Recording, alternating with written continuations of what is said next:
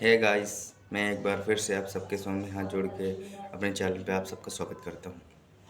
अब पिछले वीडियो में हमने जाना कि निवेश कहाँ करें। अब इस वीडियो में उससे कुछ जुड़ी बातें हम जानेंगे, जैसे कि हम जानेंगे कि आप अपना पैसा एक ही एसेट क्लास में नहीं डाल दीजिएगा सारा। ये रिस्क होगा। आपको हमेशा अपना मतलब बाँट अलग अलग एसेट क्लास में पैसा बाँट बाँट के डालना चाहिए।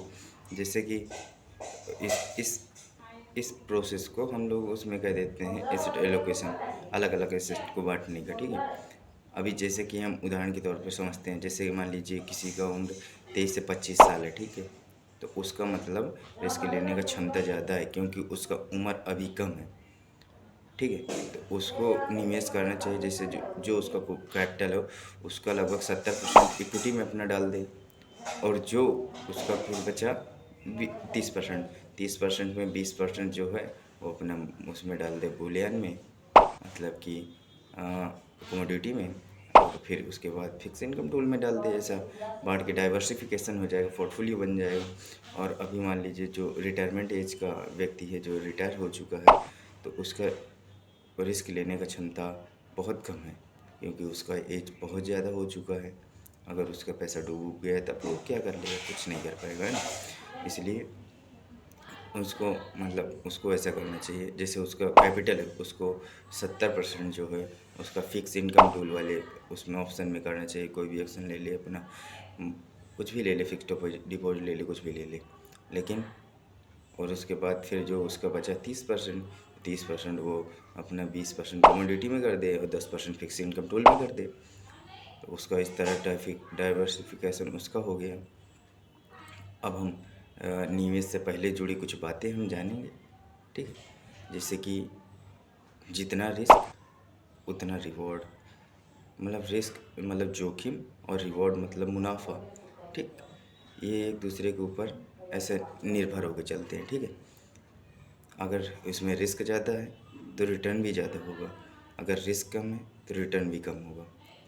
जैसे कि हम समझ लेते हैं, अगर जैसे कि मान लीजिए वही 60 साल वाला व्यक्ति है जो रिटायरमेंट हो चुका है, तो अभी उसको रिस्क लेने की क्षमता कम है, और वो रिस्क भी कम लेना चाहेगा मेरे ख्याल से। और जिसको भी कम रिस्क लेना है तो मैं बोलता हूँ उसको फिक्स इनकम टूल में ही निवेश करना चाहिए। ठीक, लेकिन पूरा नहीं, फिक्स इनकम टूल में कुछ करना चाहिए, और उसके बाद डाइवर्सिफिकेशन करके, क्योंकि सब में रिटर्न मिलेगा तो ऑन एन एवरेज अच्छा खासा बन जाएगा उसका। नहीं तो पूरा अगर मान लीजिए वो कम रिस्क लेना चाहता है तो हमारा फिक्स इनकम टूल में किसी में वो करेगा। अब मान लीजिए मैं मानता हूँ कि उसको 9% के आसपास का मिल गया, ठीक, रिटर्न 9% के आसपास का मिल गया, तो क्या करेगा। और मैं मानता हूँ महंगाई दर हमारी 10% से बढ़ रही है, लेकिन अभी तो 10% से नहीं बढ़ रही है, अभी 6.25 से ऐसा कुछ करके है। ठीक है, एग्जैक्ट नहीं पता है, ऐसा ही है अप्रॉक्स में महंगाई दर। और तो हम 10% के हिसाब से ले लेते हैं, तो उसके जो हाथ में पैसा आया, ठीक, बच के इन्वेस्ट होके, तो अभी भी उसका वैल्यू 1% कम हो गया। ठीक, 1% उसका वैल्यू कम हो गया, तो मतलब आपके पैसा लूज हो रहा है, उसमें जंग लग रहा है। तो अब अगर हम इन्फ्लेशन को बीट करना चाहते हैं, महंगाई दर को, तो हमको इक्विटी में पैसा डालना होगा। ठीक है, इक्विटी में पैसा डालना होगा। उसका हम देखते हैं ऑन एन एवरेज, पिछले पीछे मुड़ के हम देखते हैं, पीछे मुड़ के क्या मतलब पिछला रिकॉर्ड हम देखते हैं, तो उसमें उसने हमें 14 से 15% के आसपास का रिटर्न दिया है। ठीक, तो हम 14 से 15% के आसपास का रिटर्न लेके इससे जा सकते हैं। तो इन्फ्लेशन का बीट भी कर देंगे, 10% के हिसाब से लेते हैं तो 4-5% का हमारा प्रॉफिट हो रहा है। ठीक है, ये हो गया। लेकिन इसमें जोखिम भी बहुत है, इतना याद रखिएगा, उसके हिसाब से अपना निवेस्टेड जो मन हो वो करिएगा। और इसके लिए डीमैट अकाउंट खोल लीजिएगा। डीमैट अकाउंट का मैं लिंक डिस्क्रिप्शन कमेंट बॉक्स में दे दूँगा।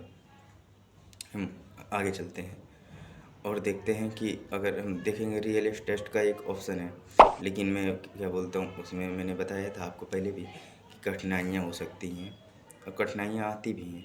लेकिन मैं आपको एक चीज़ बता रहा हूँ कि अगर अगर रियल एस्टेट में आप इन्वेस्ट करेंगे, तो अगर टाइम से आपको सही समय पे ख़रीदार चाहिए, आपको सही ख़रीदार और सही विक्रेता, ठीक, दोनों चाहिए, तभी आपका घर बिक सकता है। तो इसमें लेट लपेट भी हो जाता है, क्योंकि हमको समय पे मिलते ही नहीं हैं। ठीक है, जो समय पे आपको चाहिए। और फिर हम आते हैं कमोडिटी वाले पे, जो हमारा सोना चांदी वाला है। सोना चांदी पे मतलब रिटर्न तो ठीक है, अच्छा खासा मिल जाता है कि हम महंगाई को बीट कर सकते हैं। मतलब महंगाई दर इन्फ्लेशन रेट है, जिससे हमें थोड़ा अप लेवल पे वो मिल जाता है हमें रिटर्न। लेकिन हम मतलब चाहें उतना खास आकर्षणदार उसका रिटर्न नहीं रहता है। लेकिन मैं जाते जाते क्या करूं, एक आपको प्लस पॉइंट देखे जाऊं। मैं अभी आपको बताया, रियल इस्टेट पे आप इन्वेस्ट नहीं कर सकते जब आपके पास ढेर सारा ऐसा मनी हो, तभी आप कर सकते हैं। लेकिन मैं आपको बता रहा हूँ, आपके पास जैसे 200 300 500 रुपये है, तभी भी आप कर सकते हैं। कैसे, आप रीजन वो जानना चाहेंगे? हाँ, तो चलो मैं बताता हूँ। ये प्लस पॉइंट है, नोट करके रखिएगा।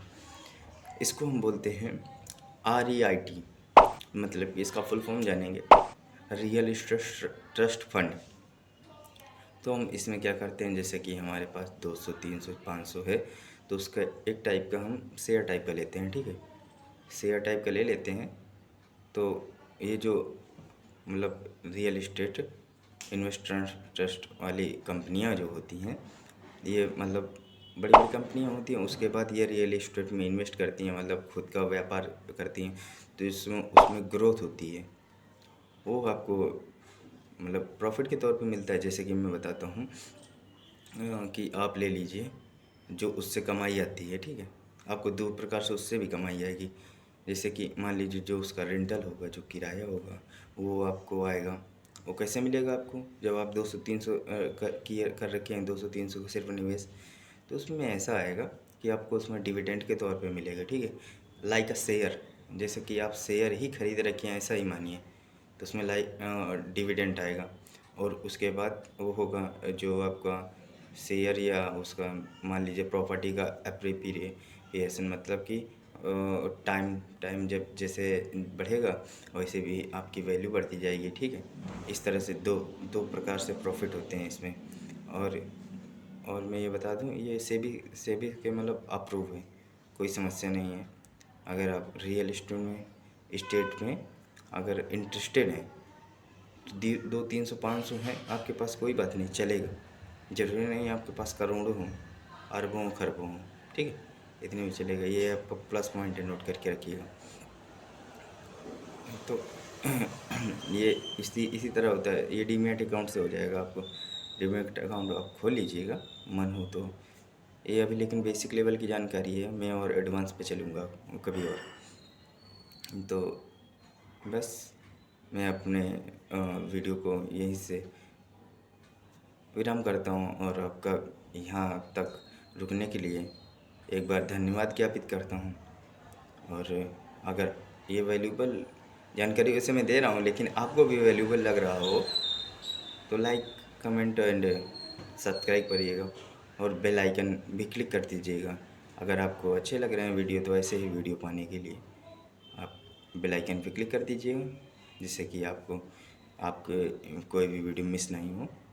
जिवे अंबरा दी क्वीन मिठियां गल्लां करे।